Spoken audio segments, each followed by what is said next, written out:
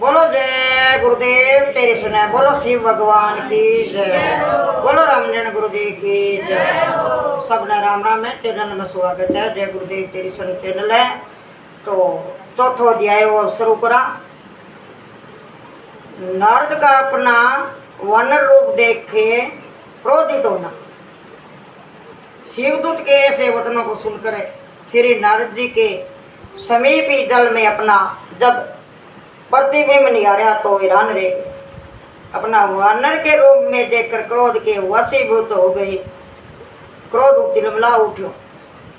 बोलो तय माड़ी करी मेरे साथ, मैं करूंगा विशी की विशी तेरे साथ। अरे कह दे नहीं बुद्धा, मैं इसी किसी करूंगा।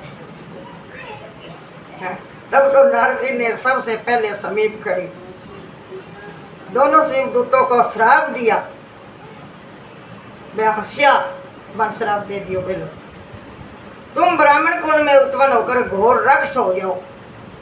श्राप सुन के दोनों शिव देवता वापिस चले गए।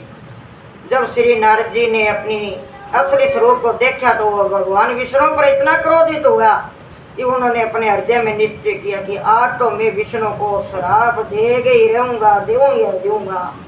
अपने शरीर का त्याग कर दूंगा, श्राप ना लगे तो इतना बल लगा दियो बल। ऐसा दृढ़ निश्चय करके जब नारद जी विष्णु लोक भगवान विष्णु के पास पहुंचे तो उन्हें भगवान को विश्व मुनि के पास बैठा देखा। क्यों बरमाला ली जाएगी बता सके जाएगी, पर देखो तो और ही बढ़ियो। नारद जी को आते ही देखकर भगवान विष्णु ने नारद जी से कहा, कहिए ऋषिराज सुनाइयो, कहियो किया हो, आओ बैठो, बहुत स्वागत है। आज तो बहुत दुखी प्रतीत हो रहे हो। नारद जी भगवान विष्णु के ऐसे वचन सुनकर मानो क्रोध अग्नि से घी में कार्य हो गया। नारद जी क्रोध व संकार सहित बोले, नारायण आप बड़ी छड़िया हो, कपटी हो। अमृत बांटने समय मोहिनी रूप धरकर देतों के साथ छल करके मदिरा का पान करा दिया और उनमें अमृत कलश छिल गए। जालंधर के साथ छल करके उसकी सत्रित तत्व को डिगा दिया तथा भोले शंकर को विष पान करवा दिया। स्वयं मणि तथा लक्ष्मी को ले लिया। भगवान श्री शिव जी ने तुमको सब से बड़ा बताकर अत्यंत भूल की है। कब शिव जी ब्रह्मा जी ने बड़ा बोला कि बता के भूल करी है, ये तो तू छड़ी है, भी तो थोड़ी ही को नहीं। तुमने सर्वश्रेष्ठ होने के अकारवश से ये सब अनर्थ किया। तुम हर तरह से स्वतंत्र हो तथा ये भी जानते हो कि आपको दंड देने वाला कोई नहीं। आज मैं तुमको घोर श्राप देता हूँ जो कि कदापि असत्य नहीं होगा, नहीं होगा, नहीं होगा, असत्य नहीं होगा। तो श्राप सुन गए एक राशा, आज मैं तुमको श्राप दूंगा, कदापि असत्य नहीं हो गया, सत्य होगा। तुमने मनुष्य रूप में होकर मुझे अपमानित किया, मैं इसी रूप में तुम राजा होऊंगा, इसी रूप में तुम राजा होगे तथा क्षत्रिय योग में मेरी ही बाती वीर पीड़ा पाओगे। तुमने वानर रूप में मेरी हंसी उड़ाई है, यही वानर उस समय तुम्हारी सहायता करेंगे। इस प्रकार नारद जी ने श्री विष्णु भगवान को श्राप देकर अपना क्रोध शांत किया। नारद जी को श्राप देकर भगवान ने मंद मंद मुस्कुराते रहे, हंसते रहे। श्राप तो दे दियो पर अपने मस्त माँ बोले कोई बात नहीं। भगवान शिव की ऐसी इच्छा जानकर उन्होंने श्राप को ग्रहण कर लिया। अपनी माया से उसी समय नारद जी को मुक्त किया। माया से रहते होते ही माया रूप विश्व मोहिनी वहां से अदृश्य हो गई। बड़ा दिखी कोनी, अदृश्य होगी, मोहिनी दिखी कोनी। तब तो नारद जी का अंतरात्मा द्वारा ज्ञान हुआ तो वे अपने मन से बहुत ही बताने लगे कि मैंने क्या किया।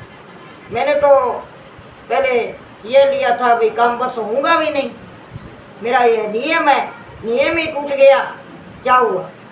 पर तू अहंकार करते मैंने काम की वसीबत होकर त्रिलोकपति को श्राप दे दिया, ये भी गलत कर दिया। तो हर वश अपना खुद ही यश गान किया। फिर तो नारद जी हरि के चरणों में गिरकर क्षमा याचना करने लगे। प्रभु दीनानाथ, मुझे क्षमा करो, मुझे भक्ति दान दो, मुझे गलती हो गई, मेरे से माफ कर दो। ये भगवान त्रिलोचन की माया से भूत होकर मैंने यह अनर्थ कार्य कर दिया है। मुझे इस पास से मुक्ति का कोई उपाय बताकर इस दास पर कृपा दृष्टि कीजिए। विष्णु जी द्वारा नारद जी को ज्ञान प्राप्ति अब आ रही है। विष्णु जी द्वारा नारद जी को ज्ञान की प्राप्ति, नारद जी के द्वारा क्षमा याचना कर रहे हैं। याचना के ऐसे वचन सुनकर भगवान विष्णु ने अपने चरणों में पड़े श्री नारद जी को उठाकर अपने बड़े प्रेम से गले लगाया तथा मधुर वाणी द्वारा कहने लगे, मीठा बोल गए, नारद जी, तुमने भगवान शंकर का कहा नहीं माना था, यह सब उसी की परिणाम है। वह पार ब्रह्म सच्चिदानंद है। हाँ, काट गया।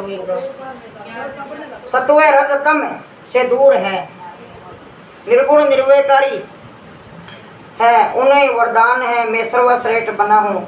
चलो नंद बुराज न खड़े रहने दो कोई नहीं। इसलिए है नारद, तुम सर्वश्रेष्ठ श्री शिव जी का ध्यान करो। मेरा उनसे अन्य प्रेम शिव भक्त मेरा अत्यंत प्रिय होता है। शिव द्रोही मुझे सपनों में भी नहीं पा सकता। इसलिए तुम भगवान शंकर जी को अपने हृदय में स्थान देकर उनकी नगरी काशीपुर चले जाओ। वहां जाकर समस्त कार्य कलापों को त्याग करके श्री शिव को उपासना करो, उन्हीं के गुणगान का बखान करो, शिव का स्तोत्रों का प्रेम सहित पाठ करो, तुम्हारे समस्त पाप नष्ट हो गए।